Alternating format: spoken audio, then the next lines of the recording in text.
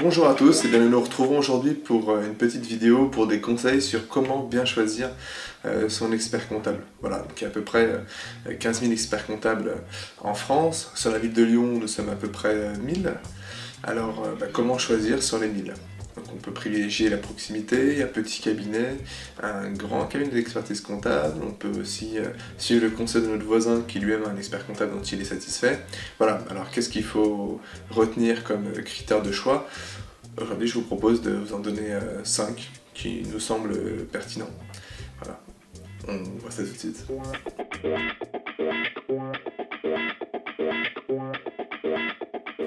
Donc pour le choix de votre expert comptable, vraiment la première question à se poser, c'est pourquoi est-ce que vous recherchez un expert comptable? Alors, quels sont vos besoins? De quel service vous avez besoin concrètement? Voilà. Est-ce qu'il s'agit simplement de répondre à vos obligations légales, type fiscal, social, juridique? Ou alors est-ce que vous avez besoin d'autre chose? Donc de l'analyse, des conseils sur la gestion, sur l'accompagnement lors d'un licenciement, d'un recrutement, d'une opération d'investissement, sur une transformation de société, sur une optimisation fiscale, voilà. La palette vraiment de compétences d'un expert comptable, elle est très large. Il faut le voir un peu l'expert comptable comme le médecin de famille de l'entreprise, c'est-à-dire qu'il est très généraliste et il a une suite des domaines de compétences très variés dans la gestion d'entreprise. C'est lui-même en général un chef d'entreprise, donc il sait de quoi vous parlez et il est initié à ce genre de problématiques. Après, quand ça devient très complexe, il peut se diriger vers des spécialistes, mais vous pouvez lui parler de tout. Voilà.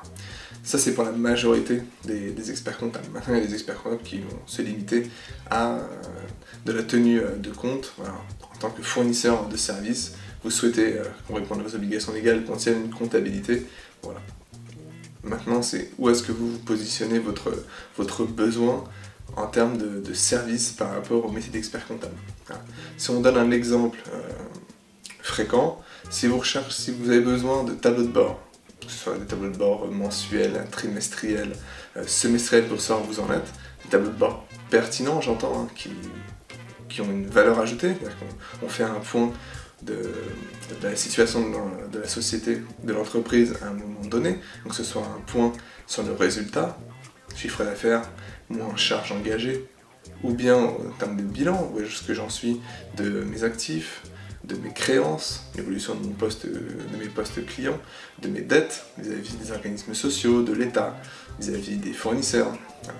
Donc pour faire un point qui soit pertinent, utile, qui ait vraiment une valeur ajoutée pour le chef d'entreprise, il va falloir privilégier un expert comptable qui tienne une comptabilité en engagement et non pas en trésorerie. C'est très différent. Posez la question lors de votre rendez-vous avec votre expert comptable. On fera une autre vidéo sur cette thématique. Ça fait partie des exemples et c'est le premier critère de choix. De quoi vous avez besoin pour tout simplement poser la question à votre interlocuteur.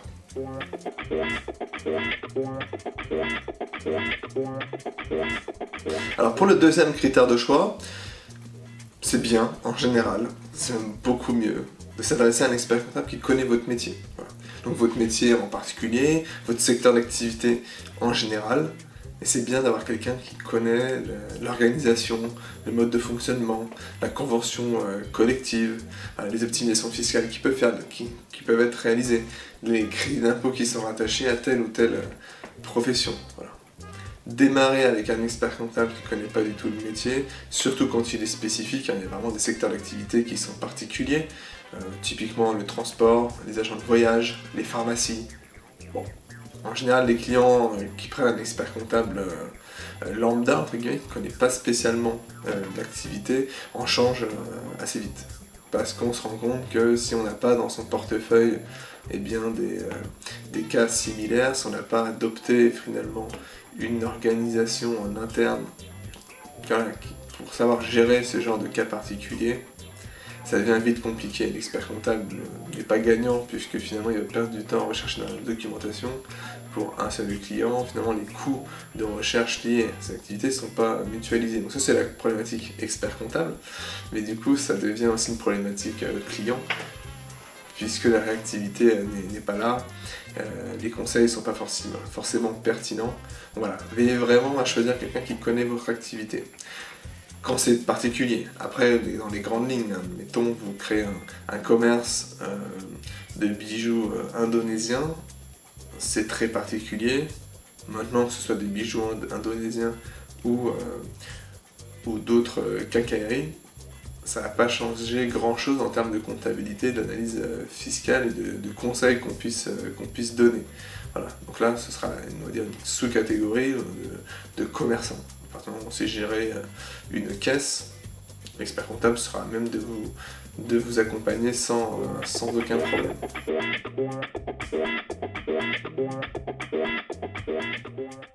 Alors pour le troisième conseil, je pense qu'il est très important d'évoquer avec votre expert comptable les méthodes de travail et les outils qu'il utilise. Voilà. D'un expert comptable à l'autre, c'est très varié, entre l'outil informatique, l'outil papier, tel ou tel logiciel, tel ou tel support, organisation, fréquence de rendez-vous, fréquence de dépôt des documents, est-ce qu'on dépose des documents au mois, au trimestre, au semestre, à l'année, est-ce que ça se fait par voie postale, par remise en main propre, est-ce que ça se fait par scan, voilà. Que va vous demander finalement votre expert comptable pour que vous rentriez dans le moule de son organisation finalement. Ça c'est très important parce que ça aide votre quotidien. Est-ce que vous devez classer, pas classer? Est-ce que vous amenez une boîte à chaussures comme ça? Est-ce qu'on vous demande d'organiser avant, de tout scanner, de rien scanner, de transmettre vos pièces ou de ne pas les transmettre? Ça peut être un peu dangereux de expert comptable qui ne vous demande pas de pièces. Finalement, on ne fait pas la comptabilité comme ça. Donc il y a quand même un moment donné, il faut qu'il y ait une transmission d'informations donc de votre part, qu'il y avait finalement la source de l'information, c'est le client qui l'a, c'est vous. Et il va falloir savoir comment s'organiser, comment est organisé le cabinet pour comptabiliser, et pour ça il faut qu'il reçoive l'information. Donc ça très important, outil informatique ou pas, quelle fréquence, est-ce qu'on se voit, est-ce qu'on ne se voit pas, est-ce que vous déposez dans la boîte aux lettres, est-ce que vous envoyez par scan, voilà, il y a plein de méthodes possibles, et en fonction des cabinets c'est totalement différent.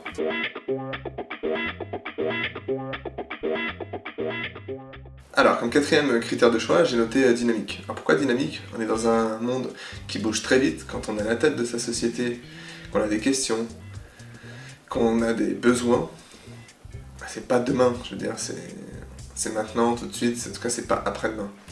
On a besoin d'avoir l'information relativement rapidement. Donc il y a deux critères, c'est la réactivité finalement de votre expert comptable. Quand vous posez une question, est-ce qu'il s'engage à répondre dans l'heure, dans les 2 heures, dans les 24 heures, en 48 heures, en une semaine, en un mois? Voilà, bon. 1 heure, 2 heures, c'est compliqué, ça va dépendre de l'information. En 24, 48 heures, normalement ça doit être faisable pour la majorité des cabinets. Et ça c'est important, voilà, de ne pas rester dans le flou quand vous avez une question, elle est légitime, quelle qu'elle soit, pertinente ou pas pertinente. Il y a très peu de mauvaises questions finalement quand on ne sait pas, il vaut mieux poser la question plutôt que de mal faire. Donc le temps finalement de réaction de votre expert comptable ou de son équipe finalement, c'est très important. Donc à voir avec lui dans les premiers échanges que vous avez eus, est-ce qu'il était réactif pour la prise de rendez-vous, pour vous envoyer une proposition commerciale. Voilà. Alors on est toujours plus rapide, en tout cas c'est ce qu'on peut regretter sur la partie commerciale que protection et suivi. Maintenant c'est pas toujours le cas. Il y a des experts qui privilégient l'aspect conseil auprès des clients et c'est pour ça qu'ils vont être un petit peu moins rapides au niveau de la réactivité commerciale. Donc être réactif c'est très important, être proactif ça l'est également. Et donc là ce serait plutôt un petit peu le pendant, c'est-à-dire que vous n'avez pas posé de questions, maintenant il y a quand même une action à mener, vous n'êtes pas, vous ne la voyez pas. Par contre l'expert comptable en tant que professionnel du chiffre, de la gestion d'entreprise, de l'aspect social, fiscal, comptable, lui se doit d'intervenir. Donc est-ce que votre expert comptable va être proactif? Est-ce qu'il suit suffisamment bien votre entreprise et votre société pour pouvoir agir et non plus réagir et agir assez rapidement? Voilà. S'il y a des actions correctrices à mener, c'est bien d'avoir quelqu'un de proactif. Maintenant ça demande aussi un suivi du coup qui soit plus régulier qu'un suivi annuel. Donc avoir un suivi, on en parlait précédemment, des tableaux de bord pour le suivi mensuel, trimestriel, semestriel. Il faut donner quand même les moyens à votre expert comptable d'être proactif. Et pour ça, il faut s'imposer un suivi de sa part pour vous finalement. Donc 2 critères, est-ce qu'il est réactif, est-ce qu'il est proactif. Alors c'est compliqué de le voir en démarrage d'activité, en 2 rendez-vous. Maintenant on peut très bien poser la question sans rendre compte que c'est une histoire de feeling dans tout ça. Voilà.